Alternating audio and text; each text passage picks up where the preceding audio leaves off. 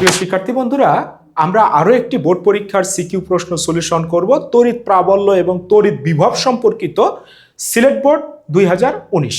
দেখো তো প্রশ্নটিতে এই রকম একটি চিত্র দেয়া আছে, দিয়ে এইখানে +2 coulomb +2 coulomb +4 coulomb +4 coulomb charge স্থাপন করা আছে এবং প্রতি বাহু দৈর্ঘ্য দেয়া আছে 4 মিটার 4 মিটার 4 মিটার করে, এবং এই বর্গক্ষেত্রটির কেন্দ্র হচ্ছে ও এবং বর্গক্ষেত্রটি উলম্ব তলে অবস্থিত। তারপরে বলেছে পরবর্তীতে এই বর্গক্ষেত্রের কেন্দ্র ওতে +1 কুলম্ব মানের 9.8 কেজি ভরের একটি বস্তু স্থাপন করা হলো। তাহলে পরবর্তীতে, তাহলে আমরা একটু লিখে রাখি, পরে আমরা ও বিন্দুতে স্থাপন করব।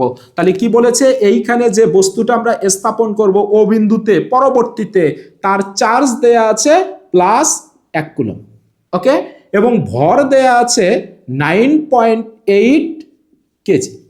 শিক্ষার্থী বন্ধুরা দেখো তো, এই বর্গক্ষেত্রের কোনো নাম দেয়া নাই, তোমরা একটু ধরে নিতে পারো, ধরলে সুবিধা হবে, না ধরলেও সমস্যা নাই। আমি ধরে নেই, ধরো এই বিন্দুটার নাম দেই এ বিন্দু, এটার নাম দেই বি বিন্দু, এইটা সি বিন্দু, ধরি এটা ডি বিন্দু। এই দেখো গ নাম্বার প্রশ্নে বলেছে এই উদ্দীপকের ও বিন্দুতে তড়িৎ বিভবের মান কত বের করো।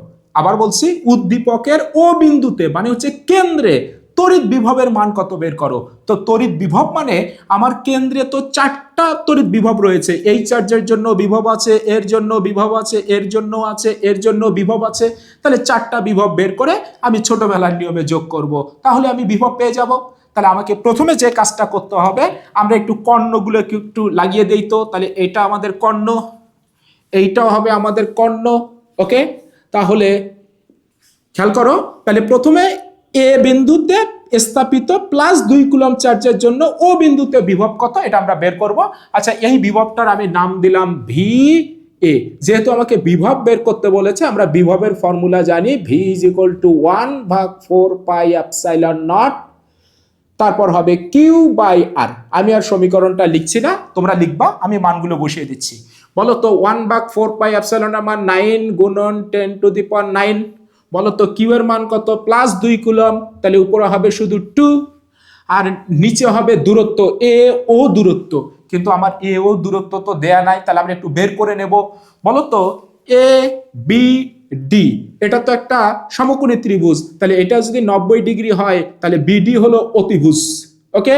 তাহলে আমরা লিখতে পারি BD square = 4 square plus 4 square, এই যে ভূমি স্কয়ার প্লাস লম্ব স্কয়ার। তাহলে বিডি এর মানটা হবে √32, এই মানটা আমরা পাবো 5.66 মিটার। তাহলে বলো তো এইটাকে যদি আমি 2 দিয়ে ভাগ দেই, তাহলে বিও পেয়ে যাব, তার মানে সেটা মানে ও ও এ ও, তাহলে এ ও = এটাকে আমরা 2 দিয়ে ভাগ দেব, তাহলে 2.83 এত মিটার পেয়ে যাব। বাস, আমরা দূরত্ব পেয়ে গেছি, এ ওর দূরত্ব পেয়ে গেছি কত, 2.83, তাহলে 6.36 আর হবে 10⁹ এত ভোল্ট, আমরা মানটা পেয়ে গেছি। আবার একটু খেয়াল করে দেখো তোমরা, আমি যদি এই ডি বিন্দুতে স্থাপিত চার্জের জন্য বের করতে চাই, এই যে এটার জন্য, ওকে, বলো তো এই মানটাও সেম হবে, কারণ চার্জের মান সেম, এই দূরত্বটাও সেম। তাহলে আমি একটু একবারে লিখে রাখি, এই ভি এর মান কিন্তু আমার যা হবে, এই ভিবি এর মানও কিন্তু আমার তাই হবে, অর্থাৎ একই মান। আমি একটু এইভাবে লিখে, ভি এর মানও এইটা এবং ভিবি এর মানও হবে এইটা, ওকে।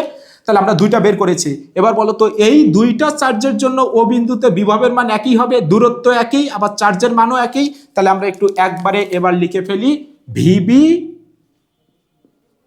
এবং ভিসি এই 2টা মান একই হবে, কত, 9 গুণন 10⁹, চার্জের মান হচ্ছে 4, তাহলে উপরে 4, নিচে হবে একই দূরত্ব 2.83, 12.7 10⁹ এত ভোল্ট। বাস, আমরা 4টা বিন্দুর জন্য বিভব পেয়ে গেছি। এ বিন্দুর জন্য বিভব এত, মানে এই 2 কুলম্বের জন্য, এই 2 কুলম্বের জন্য বিভব এত, ওকে। এই যে এই মানটাই হবে দুটোই। আবার বলো তো এটার জন্য বিভবের মান হবে এটাই। তাহলে বলো ও বিন্দুতে মোট বিভব কত, লিখি আমরা একটু। ও বিন্দুতে মোট বিভব ভি ও, বলো তো চারটায় যোগ হবে ভি এ যোগ ভিবি যোগ ভিসি যোগ ভিডি, মানটা বের হবে এই মান দুটোকে দুইবার, এটাকে দুইবার আমরা যোগ করি। 3.82 10⁻10 এত ভোল্ট, এটা আমাদের একটা আনসার। ওকে, তাহলে বলো এই চারটা চার্জের জন্য এই কেন্দ্রে মোট বিভবের মান কত, এত ভোল্ট। আমরা একটা উত্তর পেয়ে গেছি। শিক্ষার্থী বন্ধুরা, এবারে দেখো ঘ নাম্বার প্রশ্নটা বলে দেয়া ছিল এই যে কেন্দ্রে যে আমরা চার্জটা স্থাপন করেছিলাম, বলছে এটা এইখানে সাম্যাবস্থায় থাকবে কিনা, মানে ভাসমান থাকবে কিনা। সাম্যাবস্থায় থাকার অর্থ কি, নিচের দিকেও পড়বে না উপরের দিকে উঠবে না, এই জায়গাতে স্থির হয়ে থাকবে কিনা। তাহলে চলো এই বস্তুটাকে আমরা এইখানে বসাই। এবারে ধরে নাও এই বস্তুটাকে আমি এইখানে এবার বসালাম। বলতো এর চার্জ কত, +1 কুলম, মানে টেস্ট চার্জ। বলতো এর ভর কত দেয়া আছে, 9.8 কেজি। ওকে, তাহলে এই বস্তুটা কেন স্থির অবস্থায় থাকবে, বলতো এ তো ওজনের কারণে নিচের দিকে পড়তে চাইবে। তাহলে আমরা প্রথমেই দেখব এই বস্তুটার ওজন কত। তাহলে ওজন W = হবে mg। বলতো m এর মান হচ্ছে 9.8 আর জি এর মানও হচ্ছে 9.8। মানটা হবে মোটামুটি 96 নিউটনের মতো, অর্থাৎ 96 নিউটন। তাহলে বলো এই বস্তুটা কখন এই জায়গায় সাম্যাবস্থায় থাকবে, মানে স্থির থাকবে, 96 নিউটনের চাইতে যদি বেশি বলের ঠিক বিপরীত দিকে কোনো বল ক্রিয়া করে তাহলে উপরে উঠবে। আর যদি ঠিক 96 নিউটন বলেই উপরের দিকে ক্রিয়া করে তাহলে এই বস্তুটা এই 96 নিউটন নাকচ করে যাবে, তখন বস্তুটা ওই জায়গায় সাম্যাবস্থায় থাকবে বা স্থির অবস্থায় থাকবে বা ভাসমান অবস্থায় থাকবে। তাহলে আমাকে দেখতে হবে যে এর উপরে ক্রিয়াশীল নিট বল কত বা নিট লব্ধি কত, মানে লব্ধি বল কত বা লব্ধি প্রাবল্য কত। বলতো এখানে বল বের করলেও হবে, প্রাবল্য বের করলেও হবে, কারণ +1 কুলম চার্জ। ওকে, আর প্রাবল্যের মান বের করার আমরা ফর্মুলা জানি। প্রাবল্য আমরা জানি E = 1/4πε0 Q/r²। এই ফর্মুলাটা আমরা জানি, 1/4πε0 Q/r²। আমরা প্রাবল্য হিসাব করবো এখানে। দেখো চারটা চার্জ রয়েছে, বলতো চারটা চার্জের জন্যই আমার প্রাবল্যের মান আছে এই বিন্দুতে এবং দিক আছে। তাহলে মান বের করে নেব, আমরা দিক দিয়ে নেব। তাহলে প্রথমে এই দুইটার মান যেহেতু একই, দুটোর জন্য আমরা বের করে নেই। ওকে, তাহলে ইএ এবং ইডির মান কিন্তু একই বের হবে। খেয়াল করো তো, তাহলে আমি একবারে করে নেই, ইএ এবং ইডি, তোমরা আলাদা আলাদা করে করতে পারো। ওকে, একই মান বের হবে। চার্জের মান যদি আলাদা হতো আলাদা করে বের করে নিতাম। তাহলে একবারে মানটা বসাই দেই, 1/4πε0 9 × 10⁹। আর বলো তো চার্জের মান কত, 2 মানে উপরে হবে 2। আর কত দূরে বের করতেছি, এও ডিও, এটার মান 2.83। তাহলে এটা হবে 2.83, তার উপর হবে স্কয়ার, মানটা হবে 2.25 10⁹ এত নিউটন পার কুলম। বাস আমরা দুটোরই মান পেয়ে গেছি। এবার বলো তো এই ই এর দিক এবং ইডি এর দিক কোন দিকে হবে এটা আমাদেরকে দিতে হবে। দেখো তো এটা প্লাস এইটাও প্লাস টেস্ট চার্জ, তাহলে আমরা এইখানে ধরবো। তাহলে যদি ধরি এটা প্লাস এটা প্লাস, এইদিকে ঠেলে দেবে। তাহলে এটা কার দিক হবে, এইটা হবে আমার ই এর দিক। আবার বলো তো এই ডি বিন্দুতে 2 কুলম চার্জের জন্য যে প্রাবল্য তার দিক কোন দিকে হবে, এটাও প্লাস এটাও প্লাস, এটাকে ওই দিকে ঠেলে দেবে। তাহলে এটা হবে আমার ই ডি এর দিক। ওকে, আশা করি বুঝেছো। আমরা দিকগুলো সাথে সাথে দিয়ে নেব, না হলে বিপদ হবে। এখন দেখো তো এই দুইটার জন্য আমার প্রাবল্যের মান আছে, আমরা একটু বের করব। তাহলে একই মান হবে, তাহলে ই বি এবং ই সি, ওকে একই মান হবে। তাহলে 9 × 10⁹, উপরে হবে 4, নিচে হবে দূরত্ব 2.83, তার উপরে স্কয়ার। মানটা হবে 4.5 10⁹ নিউটন পার কুলম। মান পেয়ে গেছি। এবার বলো তো এই ইবি এরও দিক আছে এবং ইসি এরও দিক আছে, তাহলে ইবি তো ধনাত্মক চার্জ, এটাও তো ধনাত্মক, একে ঠেলবে, তাহলে এটার দিক হবে এই দিকে, তাহলে এটা কার দিক হবে? ই বি এর দিক হবে।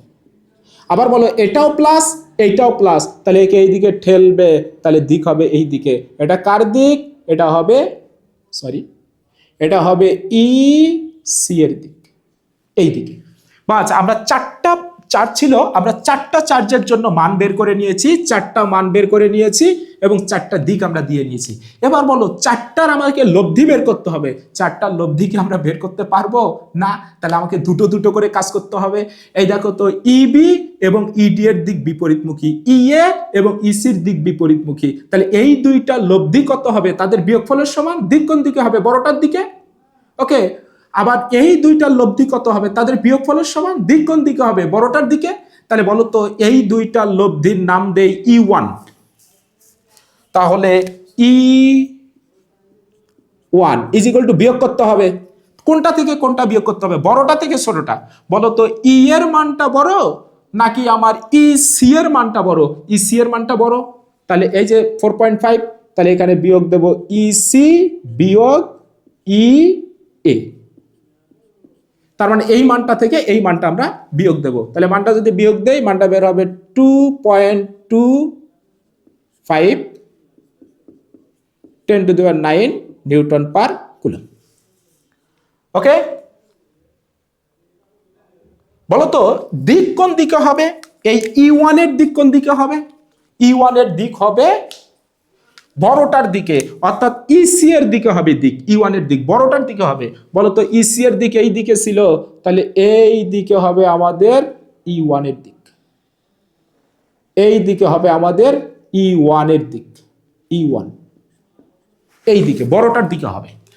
আবার বলো তো আমাদেরকে এই দুইটার লব্ধি বের করতে হবে, তাহলে এটাও তো হবে বিয়োগফলের সমান। তাহলে ই2 ইজ ইকুয়াল টু হবে কোনটা বড়? ইবি বড় না ইডি বড়? বলো তো আমার ইবি এর মানটা বড়, ইবি বড়, তাহলে ইবি বিয়োগ ইডি। তার মানে এই মানটা থেকে এই মানটা বিয়োগ দেব। মানটা বিয়োগ দিলে হবে 2.25 10⁹ নিউটন পার কুলম। বলো তো এই ই2 এর দিক আমার কোন দিকে হবে? ই2 এর দিক হবে ইবি এর দিকে, বড়টার দিকে। তাহলে ইবি এর দিক ছিল তো এই দিকে, তাহলে ইবি এর দিক হবে এই দিকে, এই দিকে। তাহলে এইটা হচ্ছে আমার ই2 এর দিক। ওকে, তাহলে দেখো এই ই1 এবং ই2 যদি এই দিকে হয় এবং দুটোরই মান সমান, দেখো এই মান আর এই মান সমান, তাহলে বলো তো লব্ধি কোন দিকে হবে? লব্ধি হবে ঠিক মাঝখান দিয়ে। ওকে, তাহলে বলো এইটাই হবে আমার লব্ধি প্রাবল্য ই এর মান, এবং এই যে কোণটা এইটা হবে মধ্যবর্তী কোণ, তাহলে এটা আলফা, আলফার মান হবে 90°। ওকে, তাহলে আমরা লব্ধি প্রাবল্য ই এর মান বের করে দেখব এই 96 নিউটনের চাইতে বড় নাকি ছোট। তাহলে চলো বের করি লব্ধি প্রাবল্য।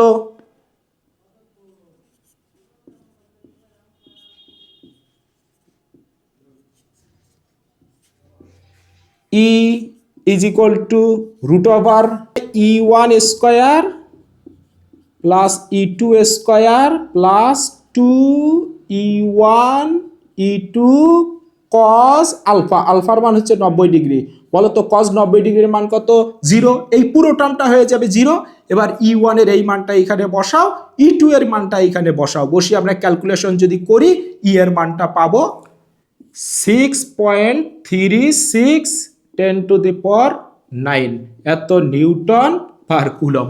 দেখো তো আমার যে লব্ধি প্রাবল্যের মানটা বের হয়েছে, এই লব্ধি প্রাবল্যের মান 6.36 10⁹। বলো তো এটা ভেরি ভেরি গ্রেটার দেন এই 96 নিউটন, ওজনের চাইতে অনেক বড়। তাহলে বলো এই বস্তুটি কি এইখানে সাম্যাবস্থায় থাকবে, স্থির অবস্থায় থাকবে, না বস্তুটা কিন্তু উপরে উঠবে? কারণ উপরের বলটা অনেক বেশি। তাহলে আমাদের উত্তর কি, বস্তুটি কি সাম্যাবস্থায় থাকবে? তাহলে সাম্যাবস্থায় থাকবে না।